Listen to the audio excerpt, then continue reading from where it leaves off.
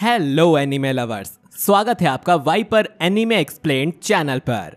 और आज हम देखेंगे वन पंच मैन सीजन 2 के एपिसोड नंबर 3 को। अगर आपने पिछले एपिसोड्स अभी तक नहीं देखे हैं तो उनकी लिंक आपको डिस्क्रिप्शन में मिल जाएगी। तो चलिए अब जानते हैं आगे की कहानी को इस एपिसोड के साथ, जिसका नाम है द हंट बिगिंस। तो एपिसोड की शुरुआत में हमें सिटी जेड में बैंग यानी सिल्वर फैंग का डोजो दिखाया जाता है, जहां चरांग को चोट खाया हुआ और घायल जमीन पर पड़ा था। उसकी हालत हिलने की भी नहीं थी, मगर फिर भी बैंग उसे उठाकर दोबारा लड़ने के लिए कहता है, क्योंकि वो पिछले 6 महीने से मार्शल आर्ट सीख रहा है। पर जब चरांग को नहीं उठ पाता है तो बैंग उस पर शर्मिंदा हो जाता है और डोजो से उसे निकाल देते हैं, ये कहकर कि वो दोबारा यहाँ ना आए। नेक्स्ट सीन में हम देखते हैं कि चरांग को सैतामा के घर आया है और जेनोस को बता रहा है कि बैंग अजीब बर्ताव कर रहे थे। उनके जैसा नरम दिल इंसान किसी के साथ भी ऐसा व्यवहार नहीं कर सकता। पर चरांग को नहीं जानता कि उन्हें क्या हुआ है, इसीलिए वो जेनोस के पास आया है ताकि शायद उसे कुछ पता हो। मगर जेनोस भी इस बारे में कुछ नहीं जानता है। वहाँ बैठी फुबुकी को बस सिल्वर फैंग के एस क्लास होने से मतलब था। सैतामा को कुछ समझ नहीं आ रहा था और किंग भी वहीं बैठा था, जिसने कहा कि अगर उनकी बातें हो गई हो तो सैतामा वीडियो गेम खेलने वापिस आ जाए। जेनोस ने कहा कि वो सिर्फ अंदाजा लगा सकता है कि ये सब उनके स्टूडेंट गारो के कारण हो रहा है। चरांग को शॉक हो जाता है और पूछता है कि क्या वही गारो है जिसे बैंग ने डोजो से निकाल दिया था। जेनोस ने बताया कि बैंग का पुराना स्टूडेंट गारो अब मॉन्स्टर कहलाता है और हीरो एसोसिएशन की वांटेड लिस्ट में भी है और बैंग ने उसे खुद हराने का फैसला किया है। जेनोस ने आगे बताया कि हीरो एसोसिएशन हेडक्वार्टर में एक घटना हुई थी जिसको वो छुपा रहे हैं, लेकिन अगर कोई खतरनाक लड़ाई शुरू होती है तो सभी छोटे हीरोज को खतरा है, इसीलिए शायद बैंग तुम्हें इन सब से दूर करना चाहते हैं। इससे चरांग को समझ आता है कि वो अपने मास्टर के ऊपर एक बोझ की तरह था और उसे कुछ ना हो, इसीलिए बैंग ने उसे खुद से दूर कर दिया। अब सैतामा ने बहुत सीरियस होकर जेनोस से एक सवाल पूछा कि आखिर ये लड़का कौन है, जिस पर जेनोस ने धीरे से सैतामा को बताया कि ये बैंग का एक छोटा सा चेला है जिसे कुछ खास नहीं आता और वो इससे पहले भी मिले हैं। पर सैतामा को ऐसा कुछ याद नहीं। रात हो जाती है और चरांग को जंगल के रास्ते से गुजरता है। वो सोच रहा होता है कि उसे खुद को साबित करने के लिए गारो को ठिकाने लगाना ही होगा। तभी उसे थोड़ी दूर बनी रोड से आवाज आती है और हम देखते हैं कि वो गारो है। गारो मुमेन राइडर को रोक कर उससे पूछता है कि क्या वो भी एक हीरो है। मुमेन राइडर हाँ कहता है, क्योंकि उसे लगता है कि गारो उसका कोई फैन है।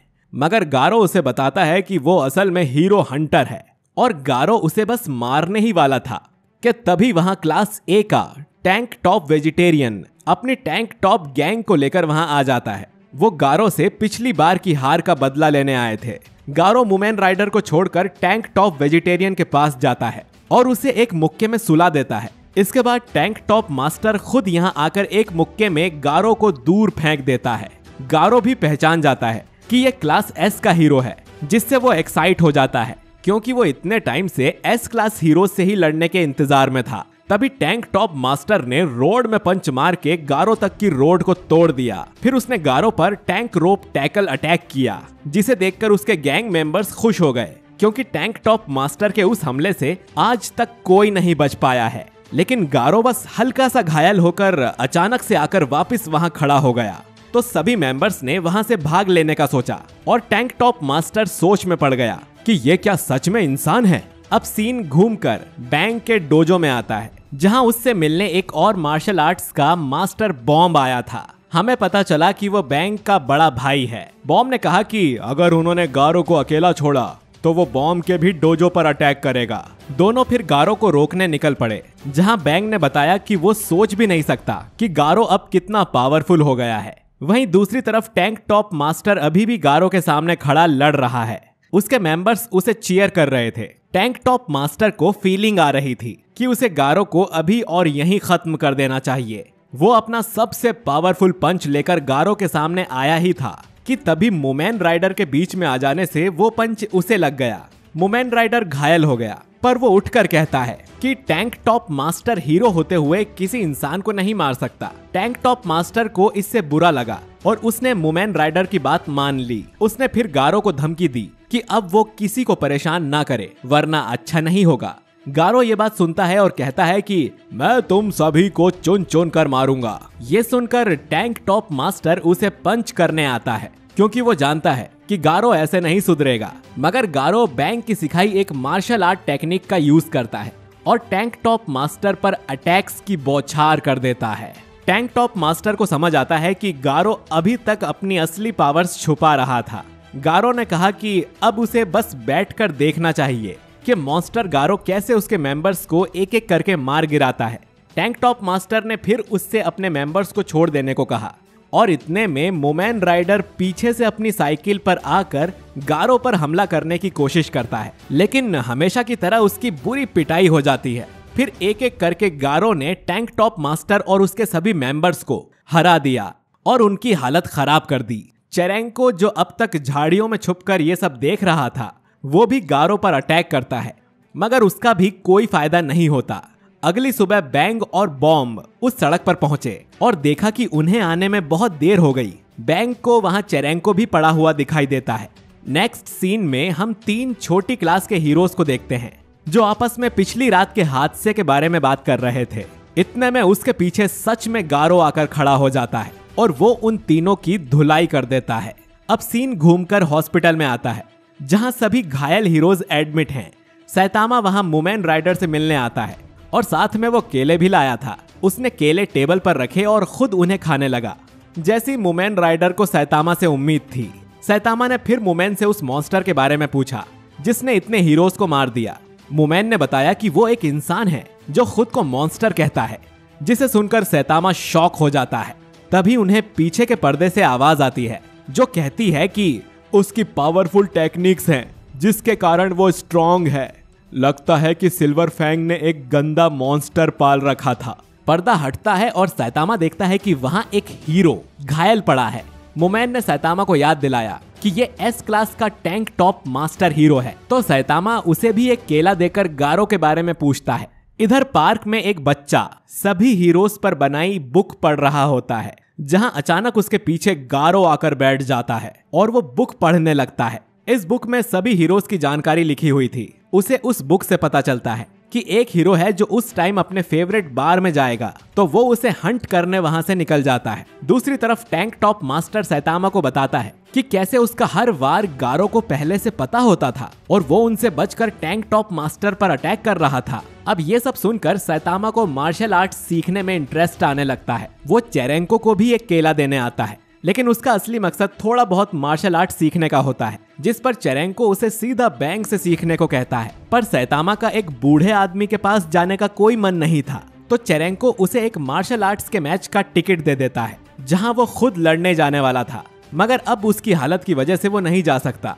वो सैतामा से कहता है कि इस टिकट से उसे एंट्री मिल जाएगी और वो दूर बैठकर सारे मैच देख सकता है। पर यहाँ सैतामा उसकी सभी बातें इग्नोर करते हुए बस चैंपियन को मिलने वाले 3 मिलियन की तरफ घूरते जा रहा था। रात होती है और गारो अब अपने अगले शिकार यानी class A rank 26 golden ball के पास आता है और उसका बियर का ग्लास बीच में से काट कर उसे फाइट के लिए कहता है। गोल्डन बॉल गारो को एक सुनसान गली में लाता है, ऐसा दिखाकर कि वो गारो को नहीं जानता और वो बस उसके लिए बाकी ऐरे गैरे फाइटर्स जैसा है जो उससे रोज लड़ने आते हैं। मगर गली में पहुंचते ही गोल्डन बॉल गारो पर बुलेट से हमला करते हुए कहता है कि तुम वही हीरो हंटर हो ना जिसने सभी हीरोज को मारा है। लेकिन उसके बाद गोल्डन बॉल की सारी बुलेट्स वेस्ट हो जाती हैं और एक भी गारो को नहीं लगती, क्योंकि गारो बहुत तेज था। फिर गारो गोल्डन बॉल पर हमला करता उससे पहले ही उस पर स्प्रिंग मुस्टैच ने अटैक कर दिया, जिससे गारो का फेस कट गया।